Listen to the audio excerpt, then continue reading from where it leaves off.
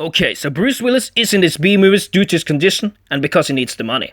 However, when that is said and done, the recent Vendetta movie was actually a silver lining among the newest Bruce Willis movies, where the story, the plot, and the action scenes kind of work much better. The number one problem with this movie is not necessarily the role that Bruce Willis does, although he seems kind of uninterested. The problem is that the movie obviously doesn't hang very well together. The director of this movie clearly has an issue with creativity. He uses two songs for the most part of this movie, whatever the scene is, and that shows clear weakness. The best directors has the ability to choose songs that actually fit with the scenes. Obviously, this might be a budget issue, but I also feel it would actually be possible to get some more songs from semi-known artists. This particular issue always annoys me so much, because when you hear a song for the 8th time, it just becomes extremely annoying. Music is supposed to hook you in and work together with the scenes, whether it's an emotional moment or a time for suspense. Obviously, when the director uses just one or two songs, the movie suffers and lacks entertainment. It feels right for Bruce Willis to go out in the way he does, with his machine gun, but there's a lot of mindless killing in this movie. This is one of his last roles after all, but what strikes me and actually shocks me beyond belief is that some of the characters in the movie are like invisible killing machines with no opposition. Some of the actors in this movie, I'm like, where have they found them? On the street maybe? Because neither Vladimir Derbez nor Olga Kurilenko are any good actors. I don't see these people having a good future in any way. Michael Rooker is the only actor who is kinda okay.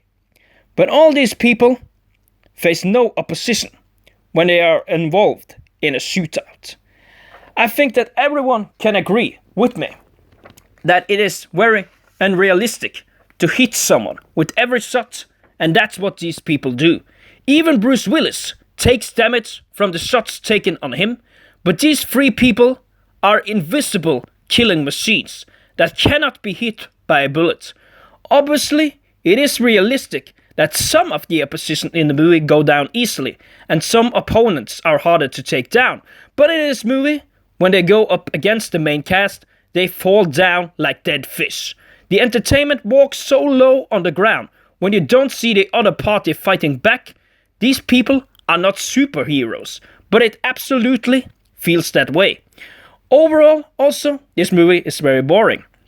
There's overfilled dialogues, conversations that don't give meaning, much like in A Day to Die and in Gasoline Alley. This movie suffers from bad acting, but this one, I will say, tops the list as the worst Bruce Willis movie ever. There's also actually not too much action either, as after every gunshot, the opponent goes down in 10 seconds. It's like they tried to make this movie like a third-person shooter. It's hopeless beyond belief. In an action movie, you want the shootout scenes and fights to be longer and really entertain you. But here, they fail to do that miserably. They are way too short and just needs to give way for the extremely bad acting. Of course, one other thing that I will put my finger on is of course that Bruce Willis is not too much active in this movie.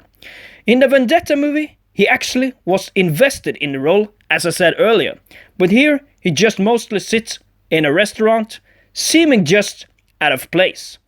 In comparison to Vendetta, where he really tried to give something, this is not his time to shine.